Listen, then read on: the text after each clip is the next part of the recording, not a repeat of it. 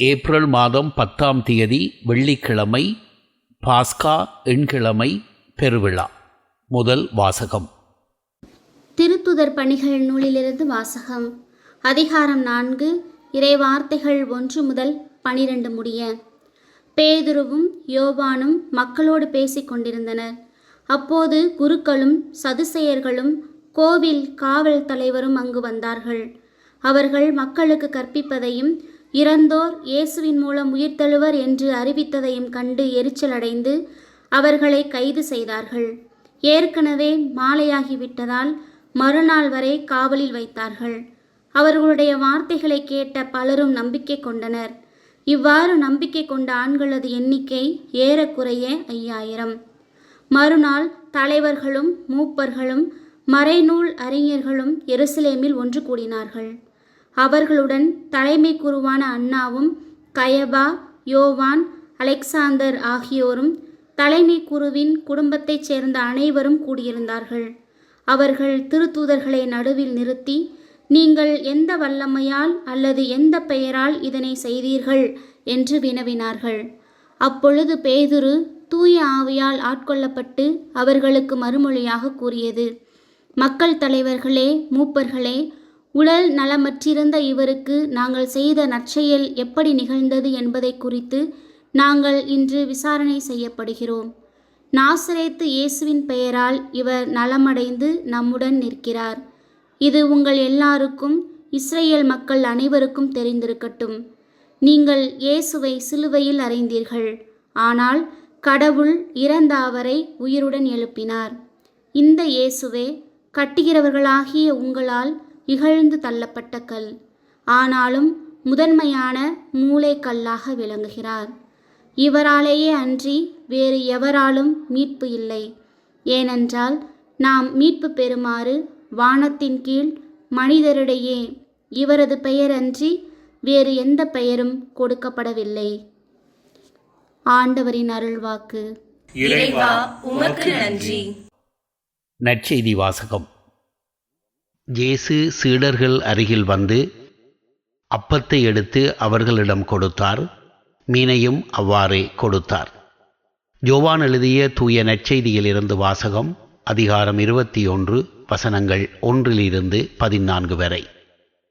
அக்காலத்தில் இயேசு தம் சீடருக்கு திபேரிய கடல் அருகே மீண்டும் தோன்றினார்.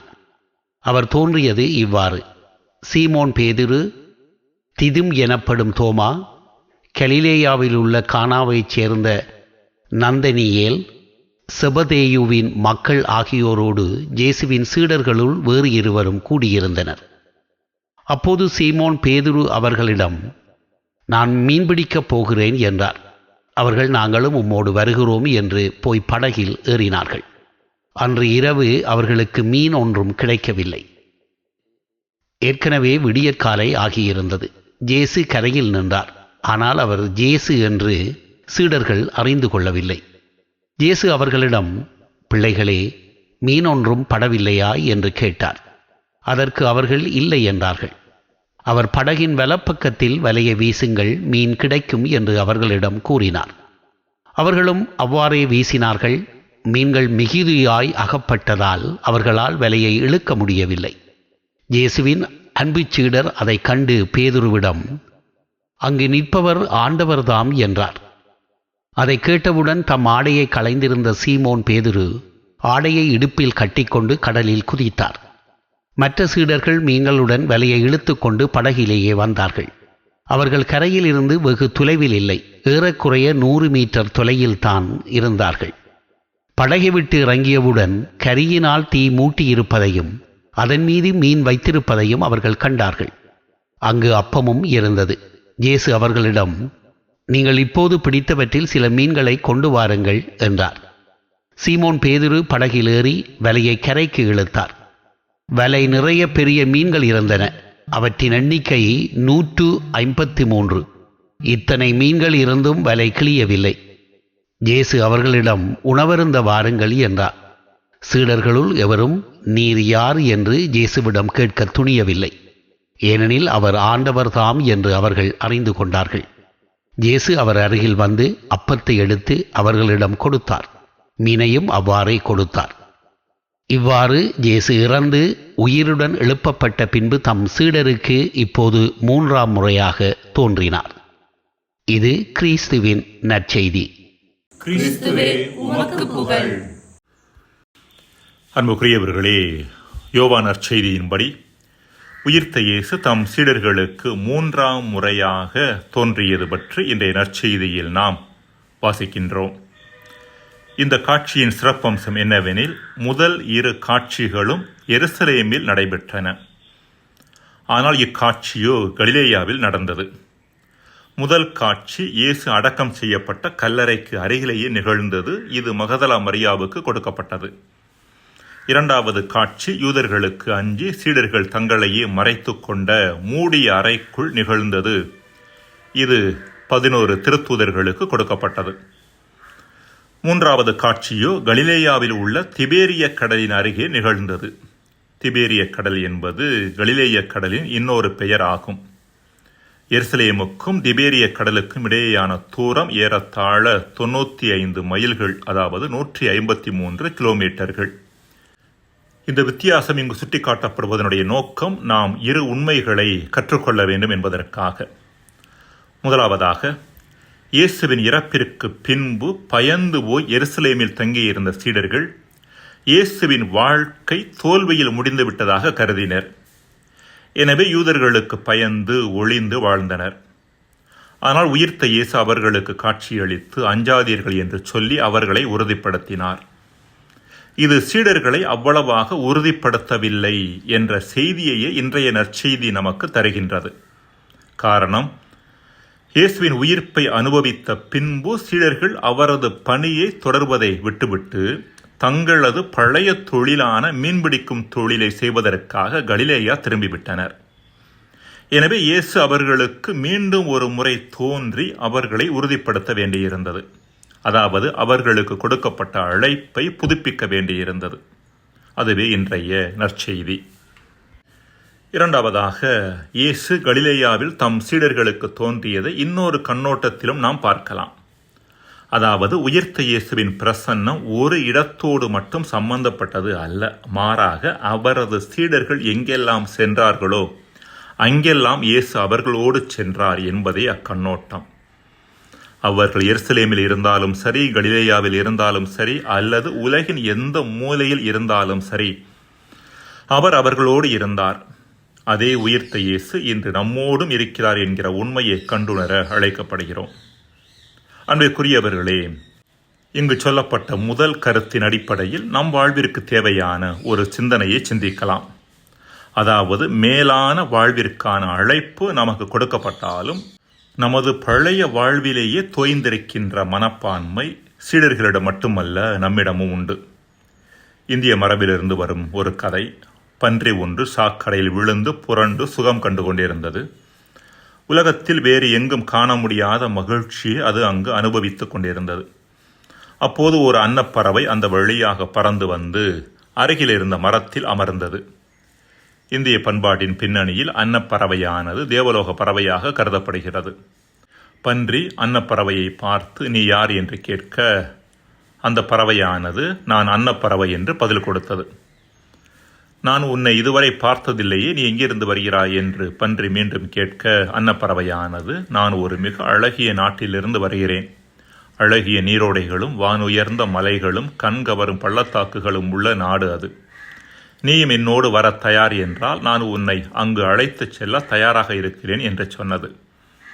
அதற்கு பன்றி, நீ வர்ணிக்கும் அந்த நாட்டில் சாக்கடை உண்டா என்று கேட்க, அன்னப்பறவையோ அது மிகவும் சுத்தமான நாடு, அங்கு சாக்கடை என்று எதுவுமே கிடையாது என்று பதில் கொடுத்தது. அதற்கு பன்றி, அப்படி என்றால் நான் அங்கு வர விரும்பவில்லை என்று பதில் கொடுத்ததாம்.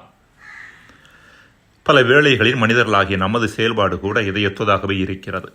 மேலான வாழ்வு நமக்கு காட்டப்பட்டாலும் அதற்கான அழைப்பு கொடுக்கப்பட்டாலும் நமது பழைய வாழ்விலேயே இன்பம் காண்கின்ற மனப்பான்மை நம்மிடம் அதிகமாகவே காணப்படுகிறது. இறைமகன் இயேசு தம் சீடர்களை ஒரு மேலான வாழ்விற்கு 3 ஆண்டுகளாக தயாரித்தார். நற்செய்தி போதிப்பதற்காக அவர்களை தயாரித்தார். ஆனால் சீடர்களோ இந்த மேலான வாழ்விற்கு ஆம் என்று பதிலை தருவதை விட்டுவிட்டு, இயேசுவின் உயிர்ப்பிற்கு சாட்சியாக வாழ்வதை விட்டுவிட்டு தங்களது பழைய வாழ்வான மீன்பிடி தொழிலுக்கே திரும்பினர். எனினும் அவர்கள் மட்டிலான தன் நம்பிக்கையை இயேசு இழக்கவில்லை. அவர்கள் மீன்பிடிக்கச் சென்ற கலிலேய கடலுக்கே மீண்டும் சென்று அவர்களை அழைத்தார். அன்பிற்குரியவர்களே, நாம் எவ்வளவுதான் நமது பாவ வாழ்க்கை காரணமாக கடவுளை விட்டு பிரிந்து அவரது அழைப்பிற்கு புறமுதுகு காட்டினாலும் இறைவன் விடாமுயற்சியோடு நாம் இருக்கின்ற இடத்திற்கே நம்மை தேடி வந்து கொடுக்கப்பட்ட கிறிஸ்தவ வாழ்வின் நெறிமுறைகளுக்கு ஏற்ப நடந்து கொள்வதற்கான அழைப்பை நமக்கு கொடுத்து கொண்டே இருக்கிறார். இத்தகைய இறைவனின் அழைப்பிற்கு நாம் எப்பொழுது செவி கொடுக்கப் போகிறோம்? மன்றாடுவோமாக.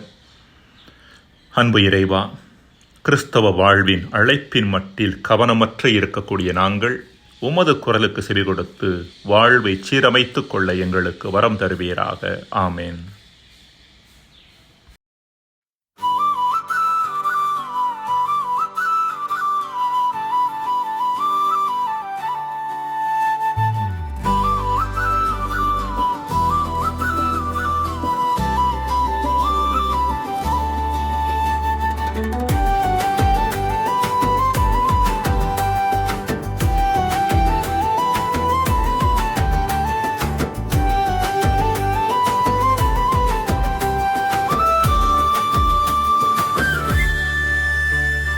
வாழ்க்கை கடலில் ஆண்டவரே, வலையை நிரப்பி ஆசீர்வதியும். அமைதி என்னும் உம்மருளால் எம்மகத்தை நிரப்பும். இரவில் உழைத்தோம் எதுவும் இல்லை, இதயம் சோர்ந்து நின்றோம் யாம். நீர் சொன்ன வார்த்தை கேட்டு வலையை வீசினோம் மீண்டும். நிறைந்தது வாழ்க்கை வலை, நிரம்பியது அன்பின் பலன். கரையில் நீ காத்திருந்தாய், அப்பம் உடைத்து அளித்தார். வாழ்க்கை கடலில் ஆண்டவரே, வலையை நிரப்பி ஆசீர்வதியும். அமைதி என்னும் உம்மருளால் எம்மகத்தை நிரப்பும் இயேசுவே.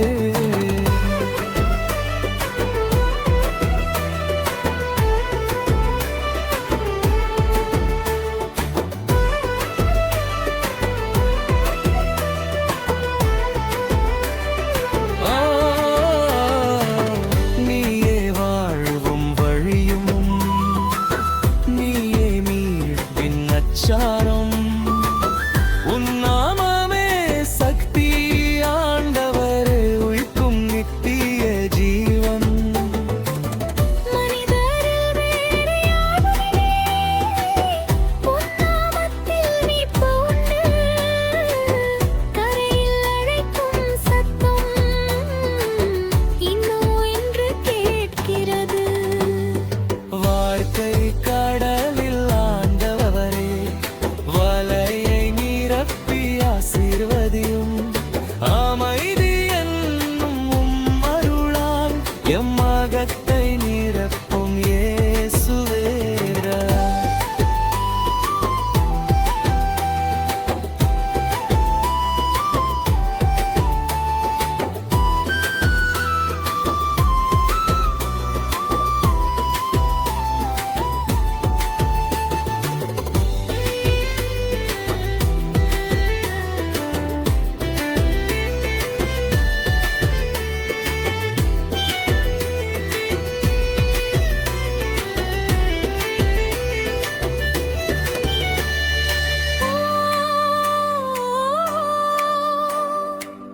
வாருங்கள் உணவு உண்ணுங்கள் என்று அழைக்கும் அன்பு குரல்.